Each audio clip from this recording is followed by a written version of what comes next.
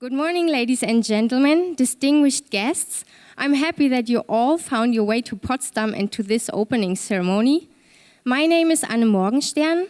I'm a periglacial geomorphologist at the Alfred-Wegener-Institut, Helmholtz-Center for Polar and Marine Research, short AWI, here in Potsdam. Within the local organizing committee, I have been responsible for coordinating the scientific program of ICOP2016, and I will guide you now through this opening ceremony.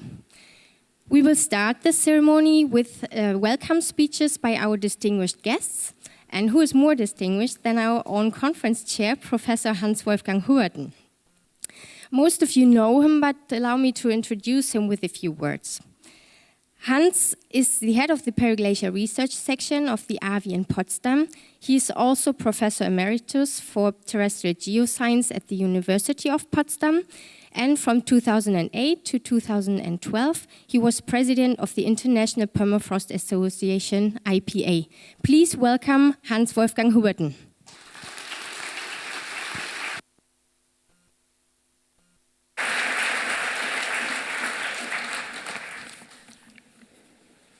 Ladies and gentlemen, honorable guests, dear colleagues, and especially dear friends, welcome to Germany, welcome to Potsdam, welcome to the 11th International Conference on Permafrost. You cannot believe how happy I am to finally end with this 4 years of hard work, of preparation, and to get started with the conference. It all began an age ago, when I was sitting together with my team in a brainstorming, and we were discussing if we should apply for this conference. And what came out was everyone would be willing to participate as long as I would chair the conference. And the result was that I couldn't go to retirement some years ago, but had to continue until now. It was a little bit more difficult to explain it to my wife, but finally she accepted it, and I promised her to make a nice holiday trip after the conference to South America. So we decided to apply for the conference and convinced our director, Professor Karin Lochte in Bremerhaven, to write a letter of support to the chair of the German adhering body, Krautblatter, and then we submitted officially the application to the IPA. We were extremely pleased to receive the official ICOP stamp at the IPA Council meeting at Zalechar during the 10th International Conference on Permafrost. And then we started. We started with a very small team of 4 people to work and put together the different things to make a conference. And the first step was to secure the location of the conference, and we selected this Congress Hotel here in Potsdam, and you all have seen it yesterday and today. It's really a splendid atmosphere, a splendid place to have a conference. But what we wanted was to have a place where you could easily go from one to the other conference room without long marching or long walking, and that we have poster and oral presentations in a very close place and easy to follow up. And we also thought that this scenic location here could only help to make the conference successful. And what you also can see if you look outside, we secured good weather. We have an atmospheric research group in our institute, and they promised us 4 years ago that we will have it, and you all remember last week it was only rain, and with the beginning of the conference we have this excellent weather. The conference organization was a team effort. It was organized by the AWI together with the University of Potsdam and UP Transfer under the auspices of the International Permafrost Association. And it also involved many national and international partners. I can cite them, not all personally here, or especially here, but I must thank them for their effort, because without this amazing support in shaping the conference, we would not be here and we would not do it as we have it.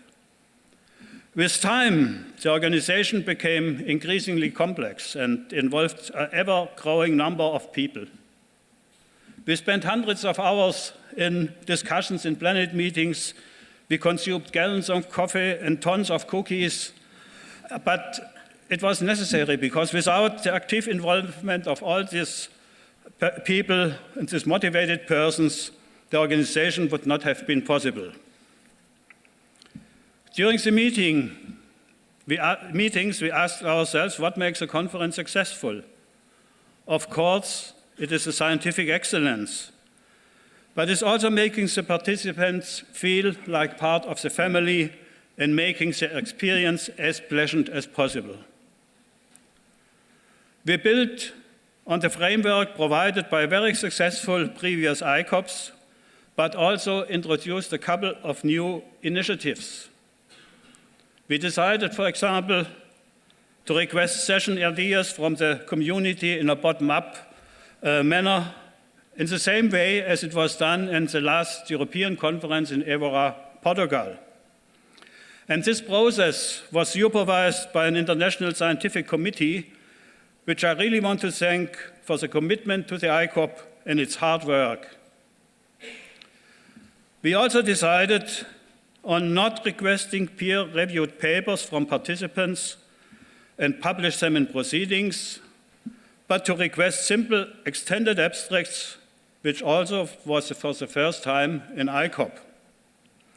Well, these were significant changes, and we were quite uncertain about the outcome, and I was watching every day the number of abstracts submitted during the submission period. And I was starting to have some doubts because at the beginning, very few abstracts came in, and I thought maybe our strategy was not a good decision. However, when we became closer to the abstract deadlines, exponentially growed the number of abstracts coming in, and at the end we had almost 1,000 abstracts submitted for the conference, a huge number. And then, with 1,000 abstracts, the session conveners, guided by Anne Morgenstern, did an amazing job at processing, reviewing, organizing the abstracts to set up the scientific program. And that's what you have in hand with this printed program. You have it in your phone if you look on the app. So now we have a program which, in my opinion, is very impressive and will promise a fantastic conference.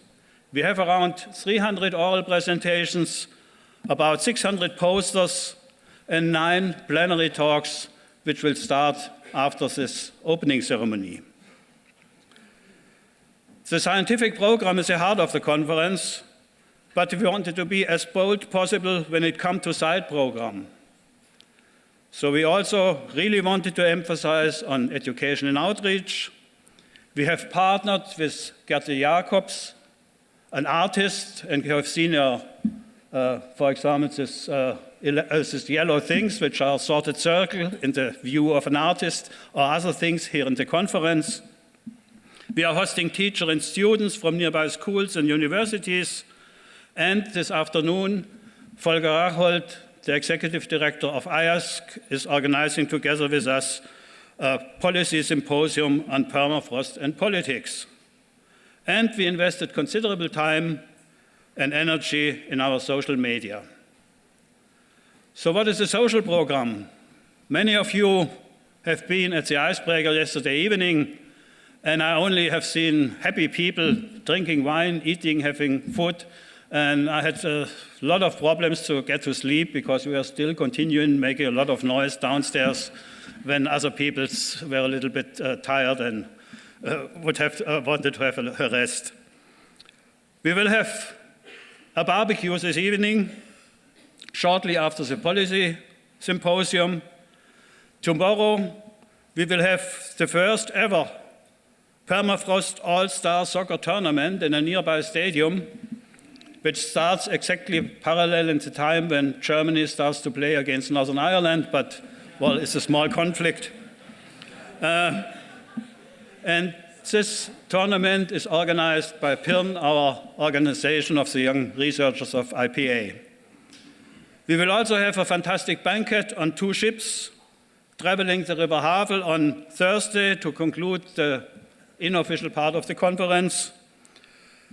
And of course, we created several excursions, midterm excursions on Wednesday, where you can either go to look some sightseeing in Potsdam or going to what is left from the last ice age here around Potsdam in northeastern Germany, periglacial landscape from earlier times. I must say that when we came closer to the conference, the crazier it got. Some of us were really on the edge of a nervous breakdown, but now we are here, we are happy, we are starting to relax a little bit, and maybe we can, the sleep in the night will come back in a few days. And we are really glad to sit together with you and have an exciting week with all of you together. So on behalf of the organizing committee, I wish you a conference with excellent science, exciting discussions, and a much pleasant time with old and new friends. So I officially open the 11th International Conference on Permafrost. Enjoy the time here in Potsdam. Thank you.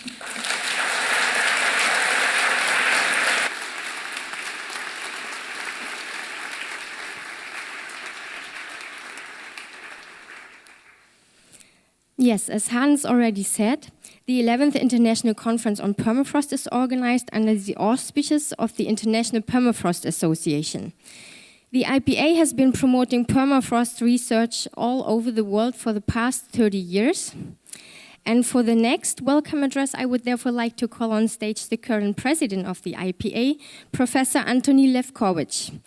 Tony has been a permafrost researcher for 40 years and is professor in the Department of Geography, University of Ottawa, Canada. Please welcome Antoni Lefkovich.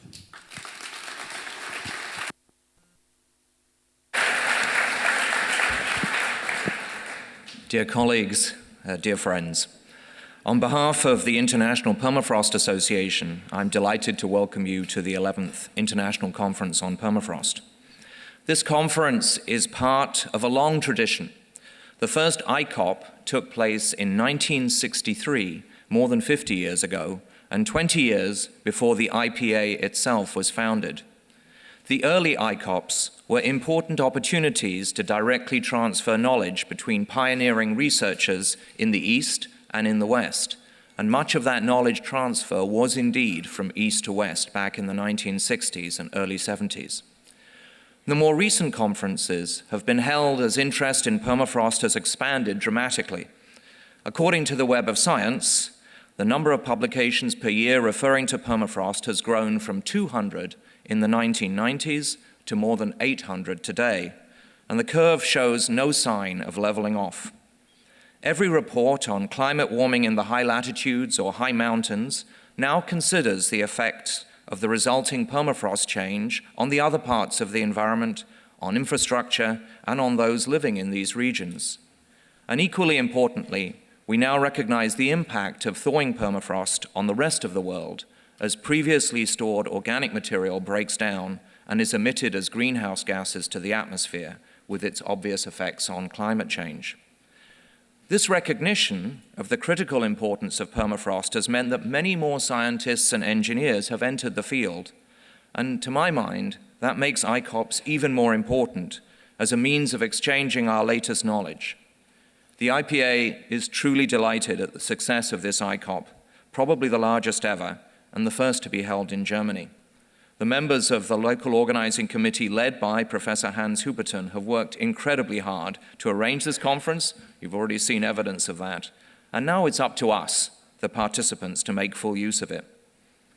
Before I close, I'd like to tell you a little bit about the recent activities of the IPA itself. Council members heard yesterday that the association is on a solid financial footing. That's always a good news story. And will continue to be able to fund action groups at the rate of about 2 new groups per year.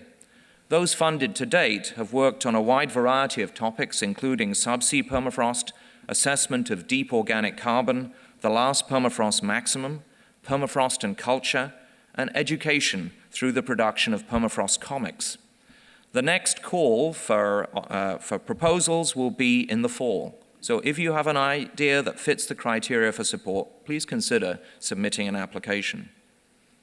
A substantial portion of the IPA's revenue is set aside each year to support the attendance of early career researchers at the next ICOP. We have nearly 100 PERN members at this conference who are benefiting from this funding, which pays fully for their registration. So I hope they're all truly grateful and will buy me a drink. Maybe 100 would be too many at one go.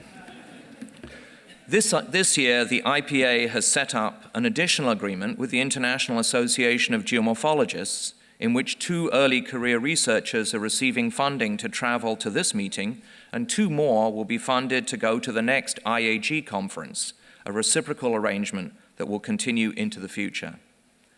One of the reasons that the IPA has been able to function successfully has been the support given by the Alfred-Wegener-Institut here in Potsdam for hosting the Secretariat and for funding the position of Executive Director since 2008.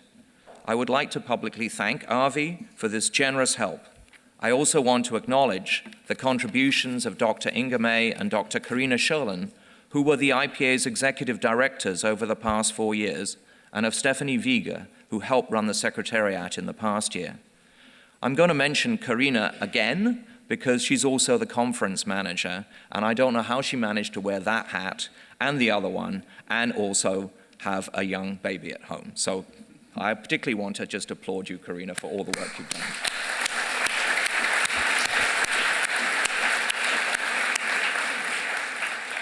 Finally, I'd like to thank the other members of the IPA Executive Committee who have worked so hard for the association over the past 4 years: Lothar Schrott, Hugues Lantuy, Ma Wei, Vlad Romanovsky, Dmitry Sergeyev, and Hannah Christensen.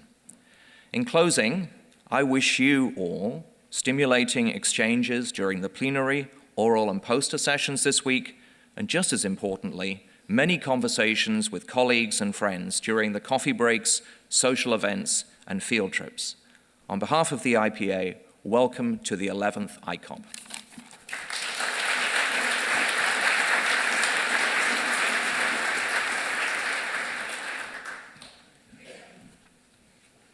The AVI is one of the main organizers of this conference. As the next speaker, I would like to introduce Dr. Uwe Nixdorf, the Deputy Director of the AVI.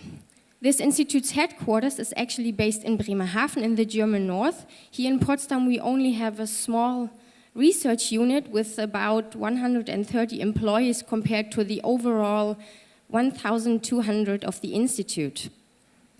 In addition to his function of Deputy Director, Uwe Nixdorf is the head of the AVI Logistics Department supporting all our field work. He is himself an experienced field worker with an overwintering in Antarctica and several expeditions to the Arctic. Please help me in welcoming Uwe Nixdorf.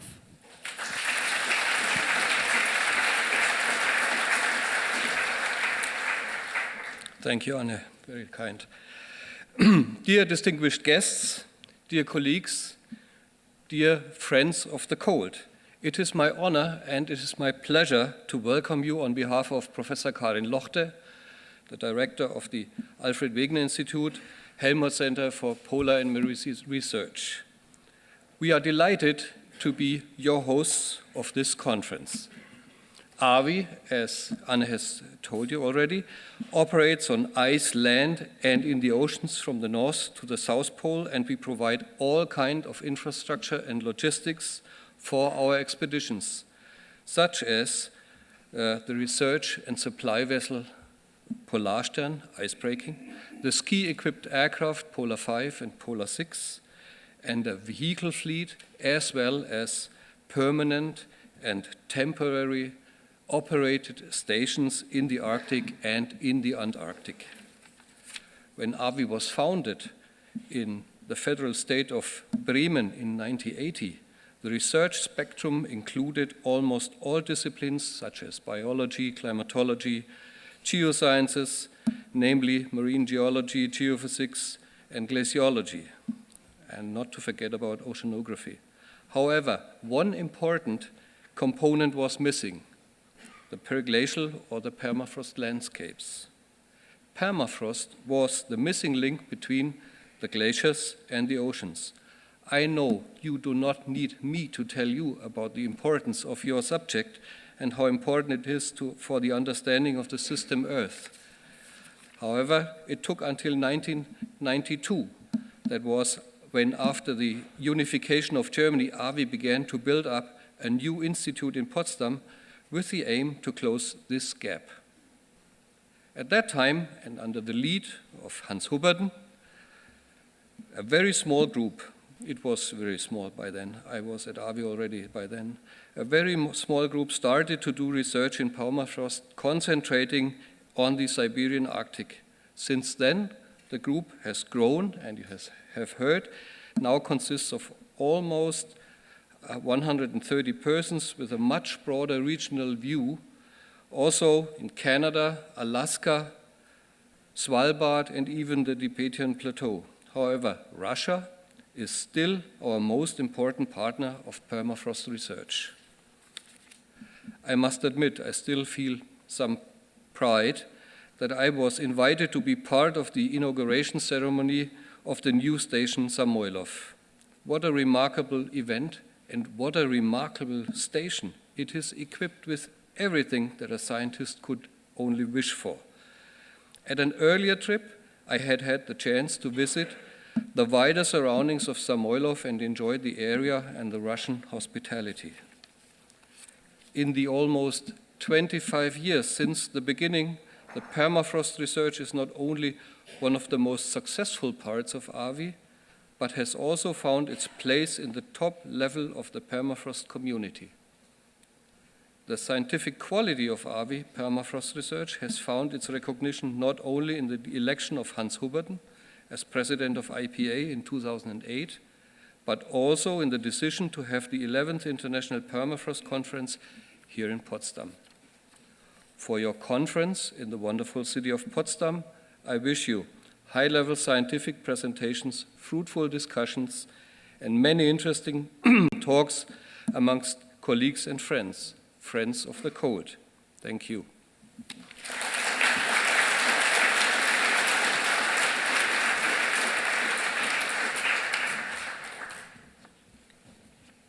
The remaining two organizers of this conference are the University of Potsdam and UP Transfer, which is an affiliated company to the university in the field of knowledge and technology transfer.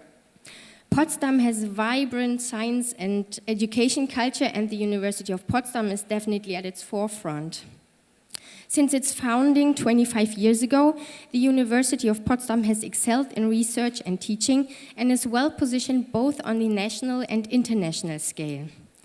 The AVI has been strengthening its ties with the university with the creation of 4 professorships dedicated to permafrost and periglacial research.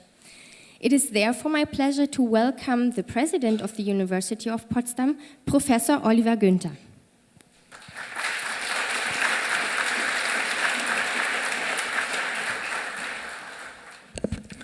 Good morning, everybody. Wow, it's an impressive sight. 800 researchers on the permafrost here in Potsdam. It's wonderful that you made your way here. I just heard it's the first time this conference is taking place in Germany, and you couldn't have picked a better place than Potsdam, so welcome. I'm not sure when you first heard about Potsdam. Potsdam is known for a couple of things. Science, maybe not the very first one, but we're trying to change that.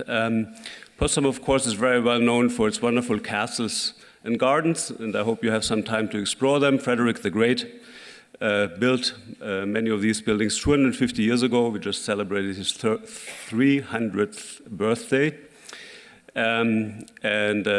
Potsdam, Sanssouci is well known for this cultural heritage, which is actually part of the UNESCO cultural heritage. Another thing that Potsdam is well known for is the movie industry. It started before World War II, but it continues until now. Many movies are shot here. The last one, maybe Bridge of Spies, you've maybe seen. Tom Hanks, many other things. Monuments Men was another movie that was turned here, so it's very well known for that too. So that's very good for a city like Potsdam, which is not that big, about 200,000 people, and which is always dealing with our big neighbor Berlin to get some visibility. But what we managed to do, I think, in the last decades, together with our friends from the research institutes outside the university, is to put Potsdam on the map of science. And that's why I think you came to the right place. A lot of science in many different areas is happening here in Potsdam, and I hope you will be able to feel that during your stay here. By now, there are about 50 research institutes funded by various, mostly federal funding sources here in Potsdam. There's, of course, the Alfred-Wegener-Institut, which has already been mentioned several times. There's the Helmholtz-Zentrum. There's an Institute for Advanced Sustainability Studies. There's the Potsdam Institute of Klimafolgenforschung. There are many Fraunhofer Institutes, some more Helmholtz-Instituts, Max-Planck-Instituts, Leibniz-Institutes, you name it. And that's a wonderful situation to be in. These institutes cover pretty much the whole range of scientific research. There's lots in the natural sciences, but there are also some institutes in humanities, just anything you would like to have. And as a university, of course, we profit from this environment, and hopefully also vice versa, the institutes profit from us, and we have a wonderful synergy here. And I think this conference shows the kind of synergy, what we can do together. The synergy is also constituted in about 60 joint professorships. You would probably call them adjoint professorships, so researchers that work in the institutes, mostly federally funded, but that have appointments with us, do teaching on a reduced teaching load, of course, but this way everybody gains, our students gain, the location gains, research gains by working together. Let me say a few words about the university. It was already mentioned we're a fairly young university, younger than this series of conferences. We're only 25 years old. We are celebrating our big anniversary on July 14th and 15th this year. 25 years ago, the wall had just come down, and the state of Brandenburg, which is the donut-shaped state around Berlin, needed a few universities, and we were one of the 3 that were founded back then. We've grown from back then about 6,000 students to now 20,000 students, so it's good size. And we cover all disciplines except medicine and engineering. Brandenburg has no medicine, that is focused in Berlin, and engineering we leave to our colleagues at other universities and technical colleges. But 20,000 is a good size. We're distributed among 3 campuses, and I hope you have some time to visit all of them. There's one campus near the border of Berlin, Griebnitz, Babelsberg. That's where our law school and business school and computer science are there. Then we have the campus right here around the corner in the buildings that Frederick the Great built 250 years ago. That's mostly humanities and administration. And then there's, of course, the campus that maybe most of you know. That's the campus in Golm, where our natural sciences are, including, of course, our geosciences and the biosciences areas that are probably of most direct relevance to you. All 3 campuses have a long history. I won't bother you with the details, but again, Golm is maybe the most interesting campus in terms of recent history. Golm used to be a very small village, 1.5 hours outside of Berlin, and it was actually the site of the Nazi secret service during World War II. Then the communists took over and thought, okay, secret service sounds good. We make it the site of our secret service school, and it became the site of the famous Stasi-Hochschule, which is the center of the movie The Lives of Others, that maybe some of you have seen. So all the Stasi agents were trained on that Golm campus in the 60s, 70s, and 80s. Now that's a tradition we decided not to continue after the wall had come down. We thought, okay, there are some decent buildings, there's lots of space, so that's where we put our scientists. So it's now a very modern campus, lots of new buildings. We'll keep building, so if you have a chance, please stop by there and see what we're doing. It's also a wonderful campus because the institutes that I mentioned, again, mostly federal funded, and the university, state funded, are working side by side on both sides of the train track. And we're planning to do many more interesting projects together. Right now, we're actually preparing a major proposal for the German Excellence Initiative, which is coming up in the third round next year. We're planning a proposal that at the interface of geosciences and biosciences, how do biosphere and geosphere interact? And of course, there will also be many connections into your area of research, permafrost. I talked so much, I'm a computer scientist by training, so I didn't know much about geosciences, except that I worked a little bit on geographical information systems at some point. But I heard so much about your area that I became personally curious, and I decided with my wife to go to Svalbard last summer, and we spent 2 weeks on a small boat with like 50 passengers, and we cruised around Svalbard. Many of you know this area. We visited the research station at New Alesund. And it was very interesting for me to see firsthand how the work is being conducted, and also, of course, what's happening to the permafrost. Obviously, I had no comparison because it was my first time there. But the guides told us how it looked 20 years ago, how it looked 10 years ago. They showed us the pictures. So I don't have to tell you how important it is for us, for you, for us, for our societies to stop this trend and to see what we can do 5 minutes before noon, 5 minutes before 12 o'clock. So I hope you make some good progress on this during these couple of days here in Potsdam. I hope you do have some time to explore the other areas of Potsdam. Of course, Berlin is also always worth a trip.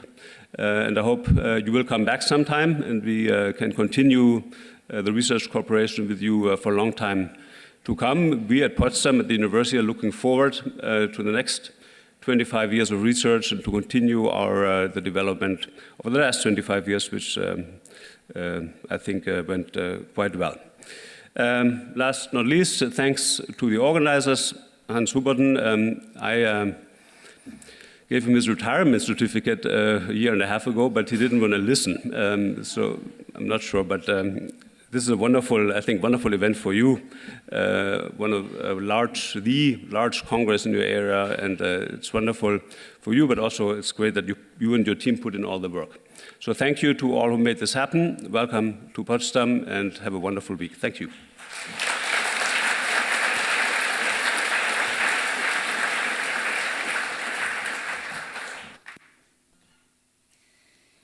One of the main partners of ICOP2016 is the Permafrost Young Researchers Network, PYRN.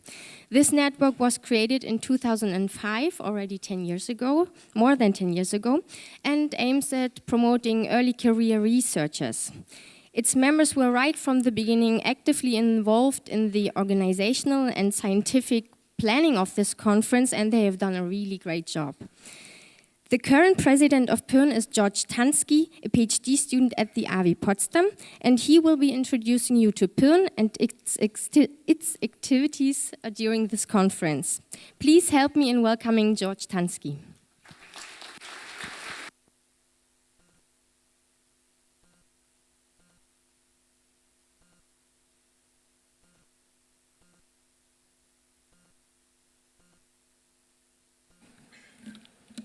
Where is it? Yeah, okay. Yeah, sorry. Thank you, Anne, for the introduction. Dear ICOP participants, on behalf of the Permafrost Young Researchers Network and the local organizers, I would like to welcome all young researchers and senior researchers to the 11th International Conference on Permafrost in Potsdam. It is fantastic that so many people made it to Potsdam and to attend this event, and especially that so many young researchers came here. We already had a wonderful workshop during the weekend that more than 150 young researchers joined with fantastic presentations. And I want to especially thank Jens Strauss for his efforts in coordinating the workshop. But there's much more for and from young researchers to come. We took a lot of effort to make your journey to Germany count. During the whole conference, there will be a senior meets young researcher lounge where you can exchange with senior researchers, check out our job exchange board, or just relax and take a break from the busy conference.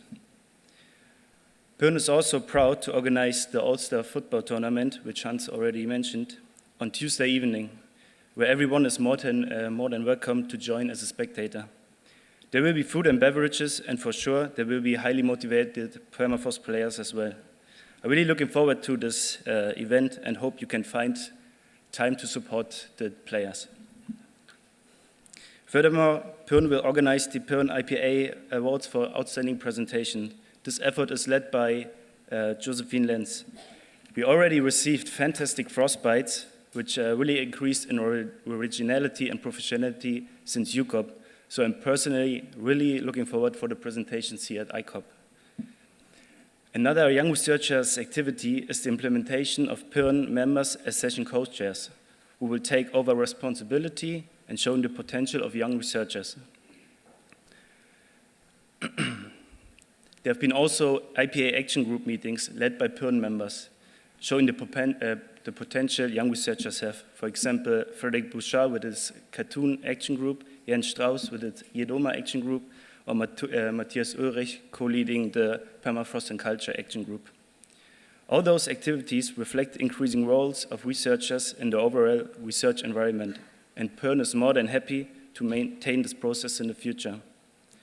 There's a fantastic and highly motivated new executive committee that will take over from now and leading our network. So I'm sure that young researchers' activities will continue in the future. At last, I would like to thank the IPA for their enduring support and the LOC for the organization of the conference. So I wish you a great conference and thank you very much.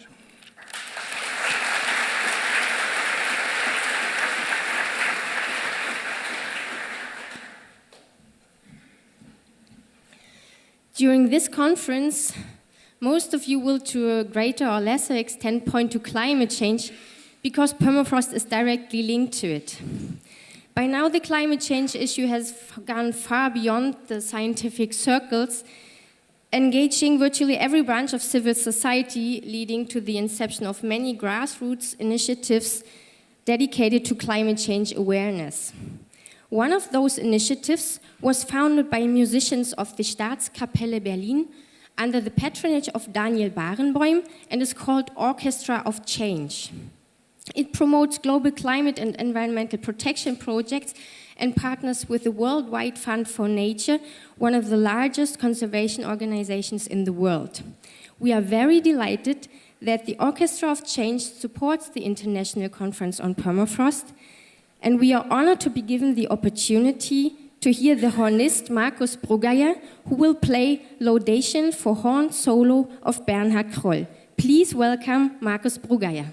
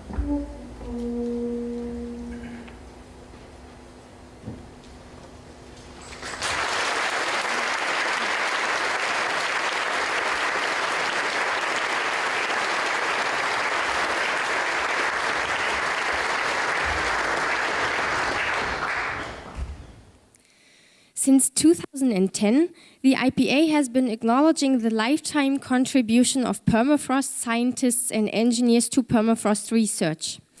The first recipients of the award were Ross Mackay from Canada, Nikolai Romanovsky from Russia, and Chen Gudong from China. It is now time to disclose the name of the recipient of the 2016 IPA Lifetime Achievement Award. For this, I would like to ask the IPA president back to stage to conduct the award ceremony. Please welcome Antoni Levkovich.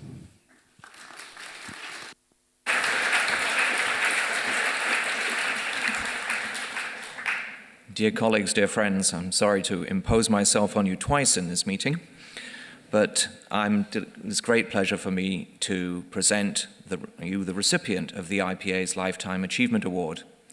This award is given out every 2 years to recognize a lifetime of outstanding research in permafrost science or engineering and/or for exceptional contributions to the international permafrost research community.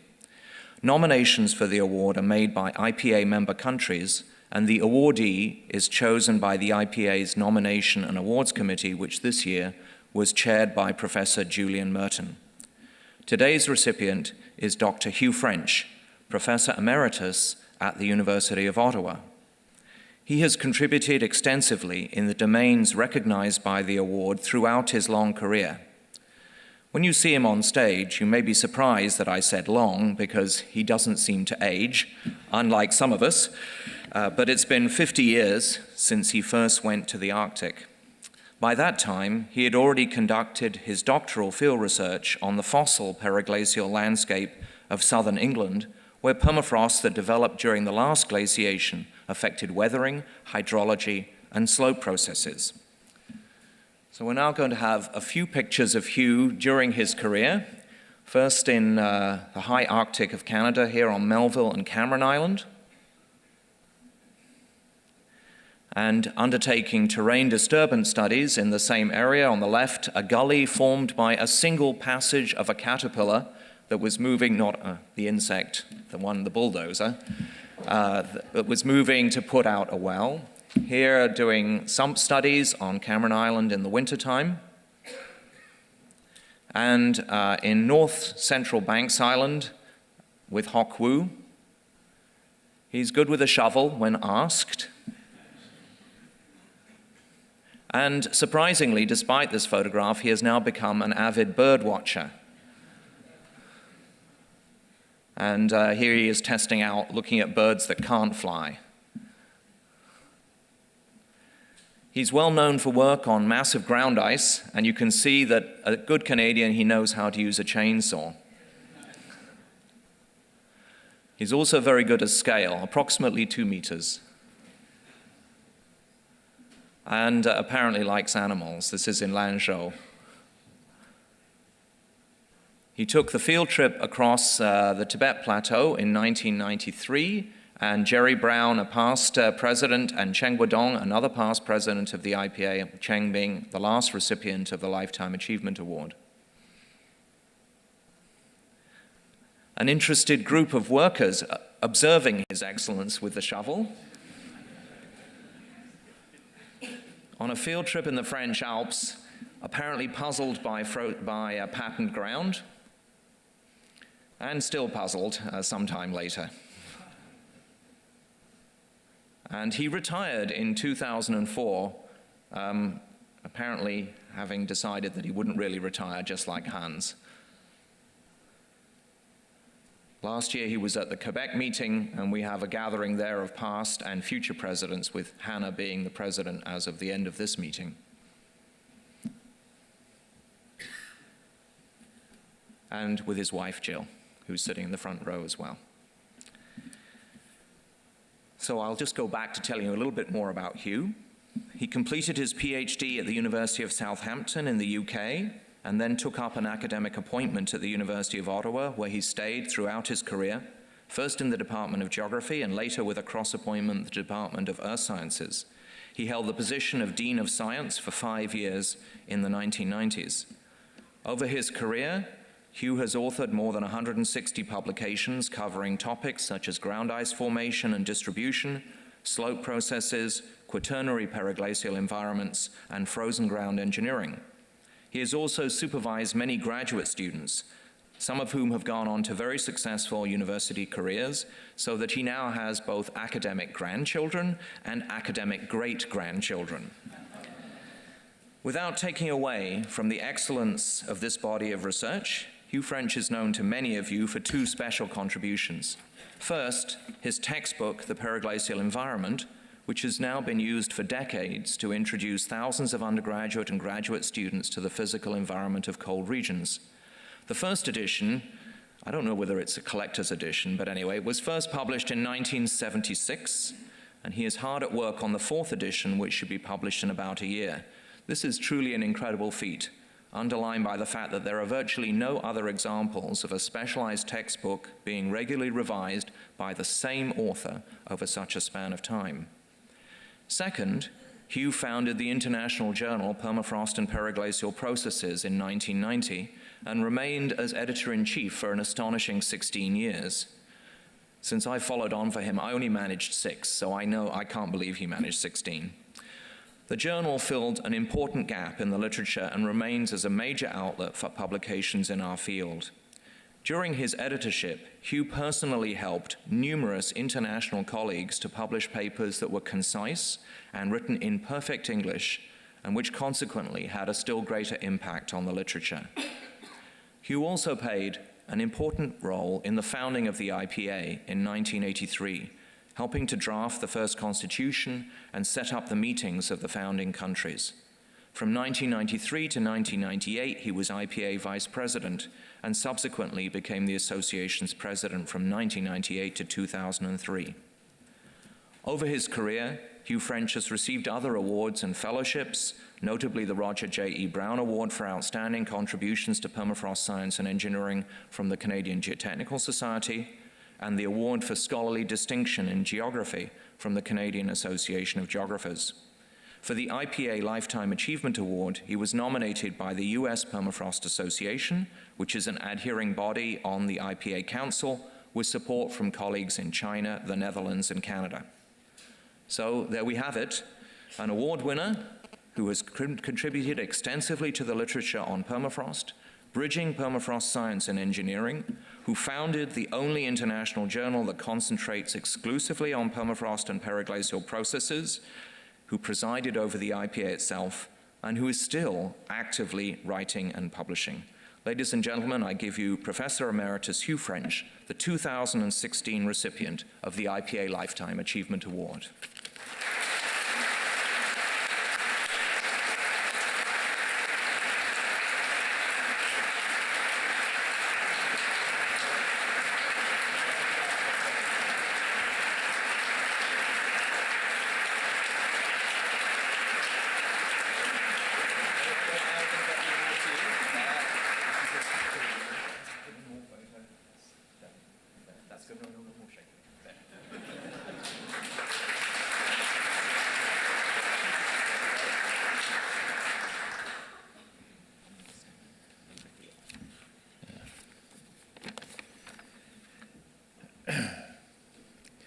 Mr. President, friends, ladies and gentlemen, it's a very special honor for me to receive this award.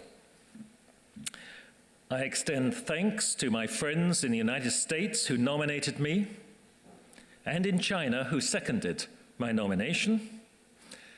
I also understand that Canada and the Netherlands supported my nomination, and I warmly thank them as well. I'm heartened to see the large attendance at this, the 11th International Conference on Permafrost. Here, I wish to extend thanks to Professor Hans Huberton and his organizing committee for their excellent and hard work. I'm particularly pleased to see the large number of young persons who are attending this conference. Because of their presence, Mr. President, I wish to take this opportunity to reflect upon the founding of the IPA and to think about the future. In 1981, Canada took the lead in founding the IPA. I was part of a small committee over a 3-month period that prepared the Constitution. We were advised by a senior representative of the Bureau of International Relations of the National Research Council of Canada, and he gave us guidance. Subsequently, in 1983, as leader of the Canadian delegation to the Conference on Permafrost in Alaska, I convened a meeting of the leaders of the 3 other official delegations from the United States, from the Soviet Union, and from the People's Republic of China. We agreed that the 4 members of the proposed association would have equal voting rights. 6 years later, we became recognized as an affiliated body within ICSU, the International Council of Scientific Unions. Today, the IPA has 26 national adhering bodies. This is a great achievement, and this conference is a witness to its success. The vitality of the IPA is something that I believe is the envy of the many other international scientific organizations that include permafrost research within their mandates. Personally, I have been impressed and overwhelmed by the growth in our understanding of permafrost-related issues over the last 40 years. As a scientist and a former professor, one of my jobs has been to document that growth. But the ever-increasing number of publications over the years and the range of publishing outlets makes it difficult, especially for young scientists entering the field, to grasp the essence of what is a multifaceted discipline. Here, and without any shame whatsoever, I insert an advertisement for the 4th edition of my textbook. It is 90% finished and will appear in 2017.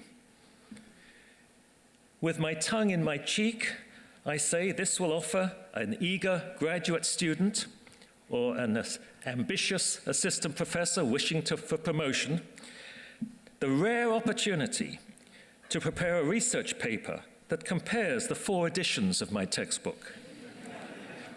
He or she will be able to highlight all the inconsistencies, the errors, the omissions, and the mistaken beliefs that have characterized my views on periglacial things over 4 decades. Naturally, I would relish the opportunity to review and censor such a paper, but my good colleagues, and certainly my wife, will prevent that. In closing, ladies and gentlemen, I believe the IPA has been a highly successful association over the last 33 years. I wish the IPA all success in the coming years.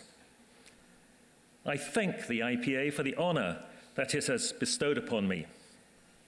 I accept this award with pleasure. Thank you.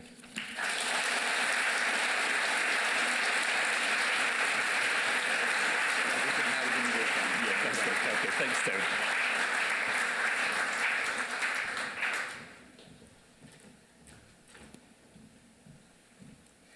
We almost reached the end of this opening ceremony, and you must all be impatient to get to the scientific part of the conference. But before we actually do that, Hugues Lantry is going to give you some technical information to get through the week. Please welcome Hugues Lantry.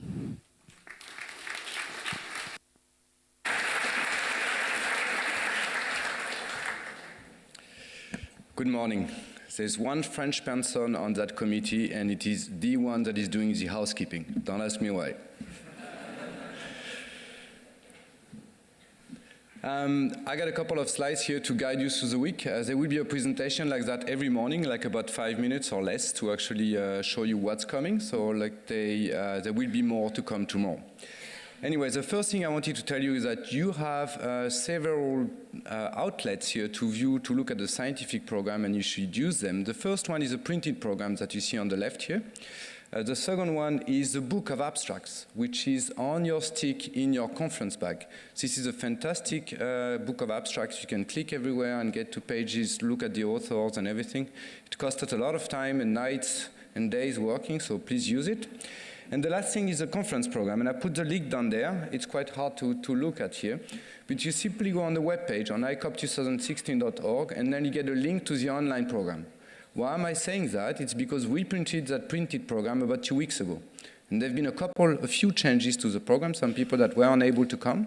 And then if you want to get the most up-to-date version, then you should get online or through the conference app, which always has the latest program. The next thing is name badges. It's because we love to know who you are, but also because we need those to actually know where you are at the conferences, meaning that to get access to the icebreakers, to the banquets, to the barbecues here, you need to wear your conference badge. So wear it at all times. It's very important. It also includes a ticket for public transportation. You've probably seen it. Those are the logos at the bottom. If you wonder what that was, it's not like anything to file you or to do statistics on where you are at what time at the conference. It's just to allow you to travel freely in the Potsdam area. So use it. It's possible that the bus driver will ask you to see it or to control it, so just wear that ticket. And the next thing is here is you see that some people here have actually an additional green bar here. Those are the local organizers. I see Rajmoon looking at his. No, you don't have one. But here, like you have a green bar, those are the local organizers, so those are people you can ask anything if you have questions on where to go and what to do tonight, and so they will be able to answer all your questions. The Wi-Fi, there is Wi-Fi everywhere in the conference area, including in the rooms, and it's very simple. The network name is ICOP2016. I'm sure most of you have figured it out by now. And the password is everything in capital letters, AVI for ICOP. So you can do that. You can use any of your devices and log in. The other thing is the app. This is the iOS version for iPhone, but there is an Android and a Windows Phone version. I think this morning we are closing 400 downloads, so it's working quite well. So lots of you are using the app. As I said, it's the most up-to-date version, so use it to visualize what presentations are out there. So there will be a couple of changes compared to the original program, but that's very, very, very few changes. The other thing is the registration desk. We manned the registration desk since Friday informally and already Saturday morning to register people. This is your main point of contact. If you have questions, if you don't know where to go, if you have problems with your badge, with your registration, just go there. It's always manned with people there, and then you get any kind of answer you want about the conference, about social events. Even if you want to go somewhere in town to have like a dinner, you've been provided actually on your stick with a list of restaurants. If you want to go in town, but anything, like just go to the registration desk and everyone would be very happy to help you. Gabby is leading the secretariat there, is very happy to answer your questions. So there are different kind of registration time. I wrote that on the previous slide. It's going to be from 8 to 6 throughout the week, except on Wednesday morning. It's opening also a bit earlier because we have the excursions. And I'll have something about the excursions tomorrow in my housekeeping, so not today. The next thing is the speaker ready room. Very important. Some of you know, I mentioned it yesterday, that it was already open from 6 to 8 yesterday. The speaker ready room will be open all the time. It's located around there in the area where the conference secretariat and some other rooms are. So you just go beyond the lounge, the young researchers, senior, mid people lounge there. And then you're going to find the rooms. Go to the speaker ready room, upload your presentation. We have some specific time where there will be additional manpower. So that's during the coffee break in the morning, during the lunches, and during the poster sessions. So just drop by and upload your presentation on time so that we can troubleshoot if there is something not working. The formats we accept are PowerPoint or PDF, so no Keynote, no Apple format. So just make sure to actually convert that before you get to the speaker ready room. The posters, these are an integral part of the conference. The entire poster area is located on the other side of the bamboo garden here. You've probably seen the posters lined up already with the stickers. You can put your posters up in the morning. This is very important. Not everyone is going to feel like staying in the presentation rooms the whole day, and a lot of people like to roam around and check out the poster, not necessarily in the craze of the poster session, so go there, use the opportunity, put them up. I put that slide up because we have slightly different hours. It's for the putting up and putting down. It's due to internal logistics here. In any case, we start putting them up, you see, yesterday for the poster for today. So you can go there and put up your poster.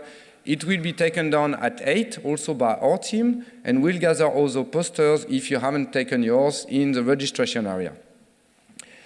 Same thing on Tuesday, the posters will be, you can put them up at 8 in the morning and you can put them up until midnight. So if you're coming back from the soccer game, you can already go see the posters again. It's actually possible.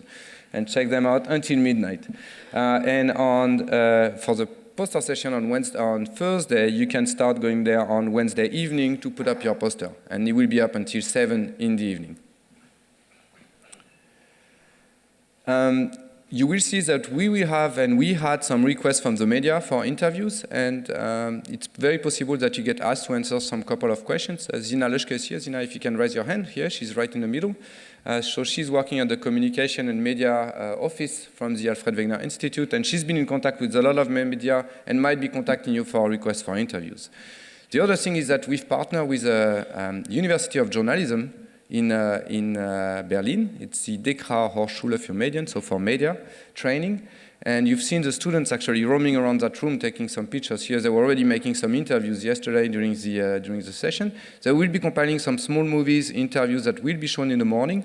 So, and they will have this badge on them when they come to see you. So I'd be very happy if you actually take the time to answer their questions, and so that we can make a couple of videos on your topic. This is in your interest.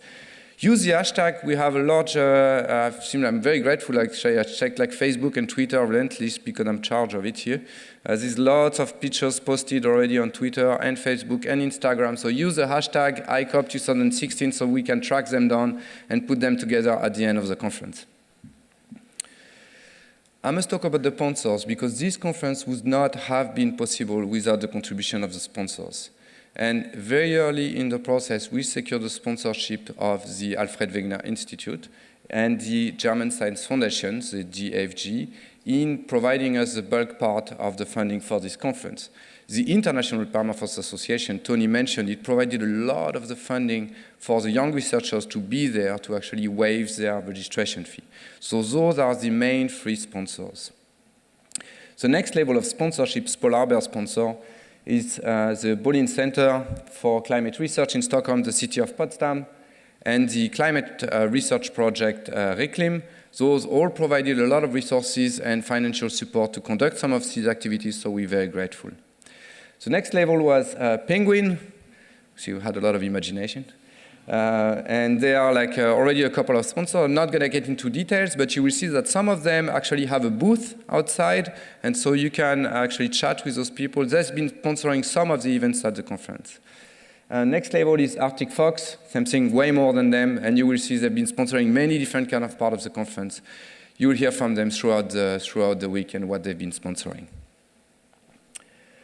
Tonight, and I think it's a first for a permafrost conference, for an international conference on permafrost, we'll have a dedicated plenary event on policy and permafrost. I'm using this word in a very generic manner. We'll be targeting some specific questions here, but we've assembled a team of experts, people, familiar faces, the president of the IPA, but also some people that are not necessarily permafrost scientists, but are dealing with permafrost in the policy arena. And this symposium is co-sponsored by the International Arctic Science Committee, and it's going to be held in this room tonight at 6:15, right before the group picture. So be there. It's going to be fantastic. It's like we get for the first time that kind of vision of what our research means for the policy arena. The other thing is that we have a group picture. It's going to take place where that orange star is shown here at the bottom, so right towards the front of the hotel over there. And the group picture is going to be taken at 7:50. We are in Germany. It's not going to be at 7:51. It's going to be at 7:50. So be there at 7:50. And then it's going to be followed by the conference barbecue. So we're going to be actually keeping a student assistant over there to track who's trying to stay in front of the buffet at the barbecue and not making it to the group picture. So be there at the group picture, otherwise you're forbidden to access the barbecue. And Hans is also going to make sure that the buffet is not open until we've taken the picture. So be there, it would be nice. We've planned all the logistics, it should work out. I said it, we're going to have a conference barbecue tonight at 8 in the outdoor area. No need to say more, just enjoy the nice weather if it's still there, and then enjoy the barbecue. It's going to be lots of fun. Oh yeah, one more thing. Some of you might have been here when we had the last European conference on permafrost in 2005 in Potsdam. That's already 11 years ago. And when we were there was a famous banquet on a boat. And some people took the banquet very seriously. I see you laughing, Renald, and you are on the picture. And took the dancing especially very seriously on that boat. Unfortunately, there's no dancing on the boat this year. We've been told there's regulations and we can't dance. It's actually very serious. So we were very disappointed. We thought, well, how are we going to deal with that? We got all the enthusiasm from all our Swiss and Norwegian participants here. They need to release, so we need to find something out. And we've actually compiled something, but I'm not going to show you anything today. But we're going to have a surprise party on Thursday, right after the banquet comes back, for everyone, including some people that are not at the banquet. But you'll hear more about that tomorrow. Thank you very much, and enjoy your week.